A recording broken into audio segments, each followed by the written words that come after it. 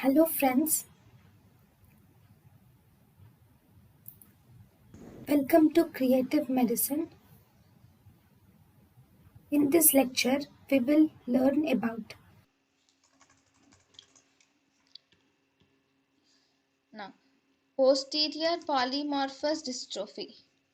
Right. In posterior polymorphous dystrophy, here the defect is in COL8A2 gene defect is seen, and this is an autosomal dominant disorder which is associated with vesicular or band like opacities. So this posterior polymorphous dystrophy is associated with vesicular and band like opacities. thank you and thank you for watching.